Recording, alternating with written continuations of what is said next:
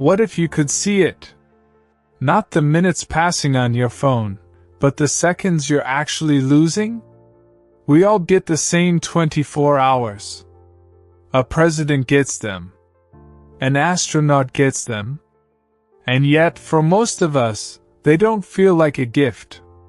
They feel like a sentence. A slow march from one distraction to the next. We spend our mornings snoozing the alarm, our afternoons checking meaningless updates, and our evenings collapsing in front of a screen. We're not spending our time, we're wasting it. But imagine if you had a clear, undeniable sign, a warning. That's what Elias inherited from his estranged grandfather, a master clockmaker who believed purpose was the only currency. He didn't leave Elias a gold watch that told the hour. He left him a beautiful, terrifying artifact, a timepiece that didn't measure time that passed, but the time that was lost. A tiny, elegant hourglass inside a watch face that only poured sand when Elias was truly wasting his life. This is the story of a young man who received the ultimate wake-up call, and a lesson we all need to hear. You don't have all the time in the world, but you have all the time that matters. If you're ready to stop watching your life drift by, keep watching. This is the clockmaker's gift. Elias was brilliant, charming, and utterly adrift. He drifted through his 20s on a tide of endless scrolling, half-finished projects, and the comforting drone of background television. For Elias, every day was less a gift of 24 hours and more an obligation to be managed until it was time to sleep. His life changed with the death of his grandfather, a master clockmaker Elias barely knew. He was successful, driven, and known for the motto, "Time is not a commodity to be spent, it is a space to be filled." At the will reading, Elias was given only one item, an antique pocket watch housed in dark mahogany. The lawyer explained its peculiarity. It had no hands, no numbers. Inside the crystal face, a tiny, elegant hourglass was suspended, its chamber filled with fine, silvery sand. "It tells a different kind of time, Elias," the lawyer said. Elias was unimpressed. He tossed the beautiful timepiece onto his desk, which was already buried under empty takeout containers and charging cables. He settled in for a long evening of doom scrolling and video game reviews. He noticed the sand was barely moving, and he scoffed. Old man's broken toy. The next day, the pattern continued. He spent 2 hours trying to decide what to watch, then an hour in a trivial argument online. When he finally looked at the watch, the silver sands were pouring out, a steady, fast stream. The top chamber was visibly, shockingly empty. A low panic rose in his chest. Intrigued and alarmed, he decided to test it. He spent the next morning engaged in truly meaningless activity. Idle gossip with a friend, complaining about the weather, and staring blankly at the ceiling.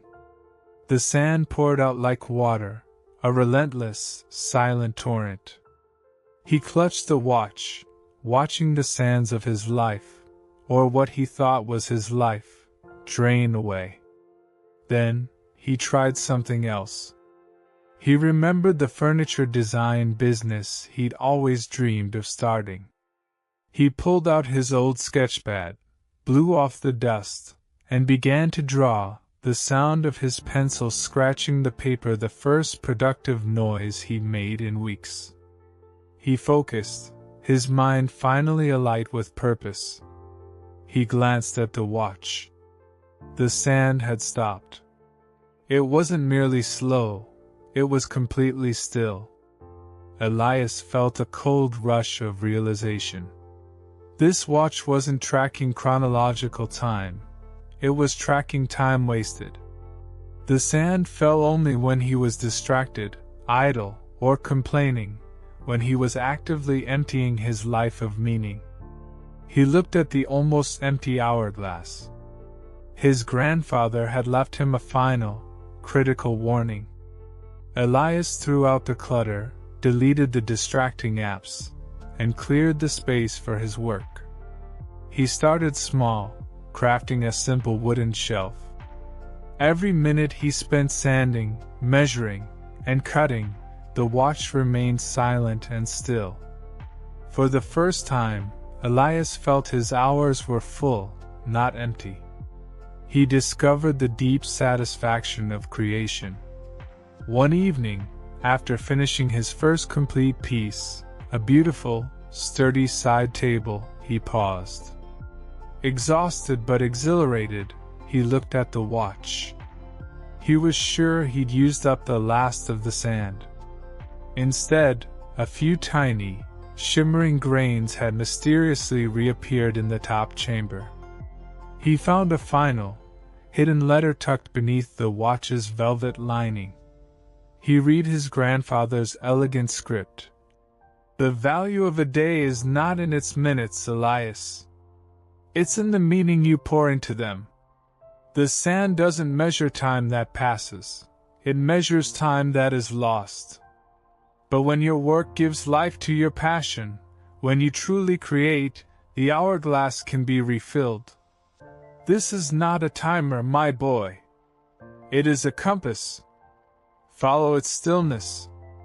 Years later, Elias was a focused, successful craftsman, his workshop filled with the scent of sawdust and the hum of productivity.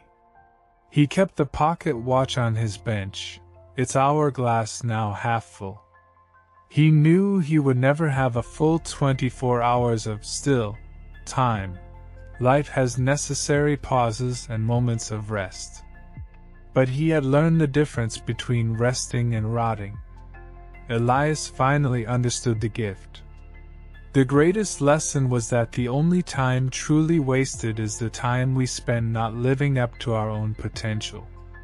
He had stopped waiting for his life to start, and finally begun to fill the space. Elias's grandfather didn't give him a magical device. He simply made the invisible visible. He showed him the true cost of procrastination. He revealed that every minute spent scrolling without purpose, complaining without action, or dreaming without doing, was a grain of sand pouring out of his life, gone forever. We don't have an ancient clockmaker to warn us. But we do have that quiet, nagging feeling inside us, that little voice that tells us, you should be doing more.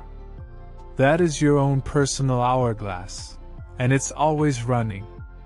The time we spend on our passions, on learning, creating, and connecting with those we love, that time is not lost. It's the time that truly counts.